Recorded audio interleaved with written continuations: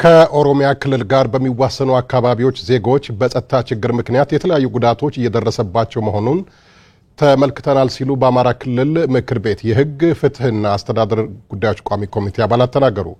ቋሚ ኮሚቴው ከሚከታተላቸው የክልሉ ተቋማት ጋር ባካሄደው የ6 ወራት የግምገማ መድረክ በማረሚያ ቤቶች አያያዝ ዙሪያ ለውጦች እንደሚያስፈልጉ ተናግረዋል። ኪሩቤል ተሾመ ተጨማሪ አለው።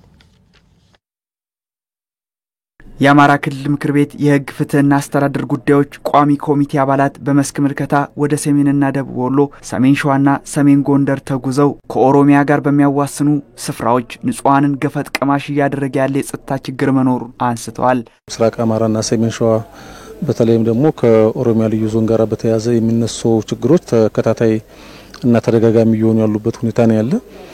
በዚህ ምክንያት ችግሩን ለመቅረፍ የአመራር ለአመራር ግንኙነት የህዝብ ለህዝብ ግንኙነት በስፋት ሲሰራ የነበረበት ሁኔታ ነው ያለ። ያም ሆኖ ግን ችግሩ በሚፈለገው መንገድ እየተቀነሰና እየተቀረፈ አይደለም ያለው። በተለይም ችግሩ በኢትዮጵያና በአማራ ክልልና በኦሮሚያ ክልል ብቻ የሚነሳ ሳይሆን ከውጭም ጭምር ድጋፍ የሚያገኝ እንደሆነ ነው ያየነ ያለና በአጠቃላይ አካባቢው ከ9 ከ10 ጊዜ በላይ ጥቃት የደረሰበት ሁኔታ ነው ያለ።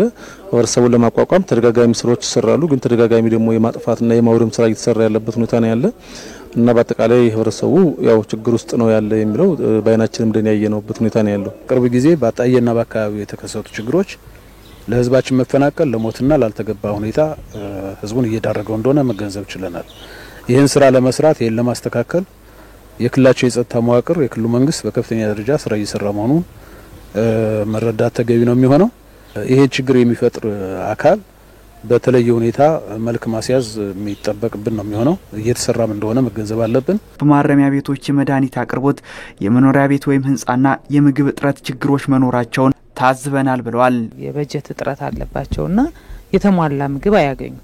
ለምሳሌ ቤተሰብ ጠያቂ ቤተሰብ የሌላቸው ሰዎች 30 ብር ነው ምድቡ ለአንድ ሰው በቀን 30 ብር ነው። ያ 30 ብር ደግሞ አንድን ሰው 3 ጊዜ አይመግበው። ስለዚህ ተጨማሪ ቤተሰብ የማይጠይቃቸው ሰዎች እንዳሉ አይተናልና እሱን የክልሉ መንግስት የምግብ አቅርቦቱ እንዲሻሻል መሰራት አለበት ብለን እኛም ዛሬ በግምገማችን አቅርበናል። ሁለተኛው የመድኃኒት አቅርቦት ችግር አለ። የመድኃኒት አቅርቦት ችግር አለ። ከማረሚያ ቤቱ አቅም በላይ ነው። ለምሳሌ ደሴ ከተማን ያየነው ወደ 8 ሚሊዮን ብር የሚሆን እዳ አለበት አሁን ከደሴ ሆስፒታል ያልከፈለው። በስምምነቱ መሰረት ያው የመንግስት ስለሆነ መንግስት ይከፍለናል በማለት ታማሚዎቹ መሞት ስለሌለባቸው ታክመዋል። ከበጀት ውስንነት ጋር ተያይዞ ከምግብ ቀለብ አቅርቦት ጋር የሚያያዘው ተደጋጋሚ የሚቀርብ ጥያቄ ነው። ይሄና መሰል ጉዳዮች ለሚመለከተው የክልላችን የመንግስት መዋቅር ቀርቧል። ለክልሉ መንግስት የቀረበ ጉዳይ ነው። ለምሳሌ የቀለብ ጭማሪን በተመለከተ አሁን ባለው የዋጋ ጭማሪ ጋር ተያይዞ ተጨማሪ ሀብት ያስፈልጋል ነው። ይሄ ደግሞ ተጠንቶ በአስቸኳይ ለሚመለከተው አካል ቀርቧል። በሂደት መልስ ይኖራል ብለን እናስባለን። ክልሉ በወረራ የቆዩ 13 ማረሚያ ቤቶች ከፍተኛ ውድመት ደርሶባቸዋል። ነጻነት ካገኙ በኋላ በቂ ባይሆንም የተለያዩ ድጋፎች ተበርክተውላቸዋል። በተቻለ መጠን የተለያየ ድጋፍ ለማድረግ ተሞክሯል። ለምሳሌ የቢሮ ውስጥ ቁሳቁሶች እና የሰው ኃይል ግብዓት እንዲሟላላቸው ተደርጎ አሁን በተሟላ ወደ ስራ የገቡበት ሁኔታ ነው ያለው። የሚጎልና የሚስተካከሉ ጉዳዮች አሉ። ይሄን ደግሞ ወደፊት በበጀትና በተለይ በለጋሽ አካላት እንደ ICRC የመሳሰሉ ተቋማት በፍራሽ መሰል ጉዳዮችን በማሟላት ጉድለቶችን በመሸፈን ችግሮች እንዲስተካከሉ እየተደረገ የሚገኝበት ሁኔታ ነው ያለው። ይህ በእንዲህ እንዳለ በወረራ በቆዩ የአማራ ክልል አካባቢዎች የጠፉ ማስረጃዎች፣ መረጃዎችና የክስ መዝገቦች በተመለከተ ጥያቄ ቀርቧል። በወረራ የተወረሩት አካባቢዎች ከወረራ መልስ ታራሚዎቹ ገብተዋል፣ ማረሚያ ቤት ገብተዋል። ማረሚያ ቤት ገብተው ግን መዝገባቸው ስለጠፋ ቀጠሮ የላቸው።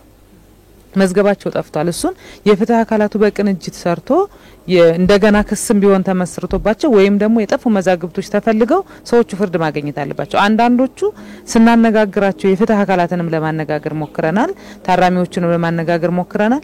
እስካሁን የታሰሩት የስራት ጊዜ በቂ ሊሆን ሁላ የሚችል አለ ከወንጀላቸው አንፃር፣ ግን ረጅም ጊዜ እየታሰሩ ነው ፍትህ ሳያገኙ። ከተከራካሪዎች እጅ ማስረጃና መረጃዎችን በመሰብሰብና የተለያዩ ውሳኔዎችን በማስተላለፍ እልባት ለመስጠት መሞከሩ ተመላክቷል።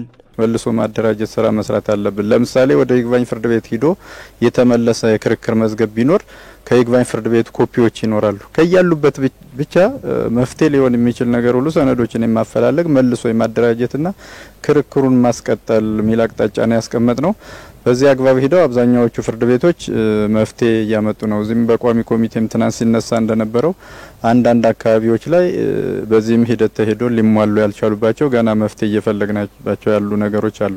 ውይይት አድርገና ቋሚ ኮሚቴውም ሰብሳቢ ባሉበት እዛ ላይ ያደረግነው ምንድነው ሰነዱ ነው እንጂ የጠፋው እውነቱ አይጠፋም።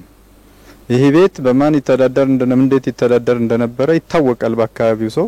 ስለዚህ ዛሬ አንድ ግለሰብ ብድግ ብሎ የኔ ነው ብሎ ሊወስድ የሚችልበት አግባብ አይኖርምና መረጃዎችን መልሶ የማደራጀት ከህዝቡ መረጃዎችን የማፈላለግ ስራ መስራት አለባቸው የሚመለከታቸው ከተማ አስተዳደሮች።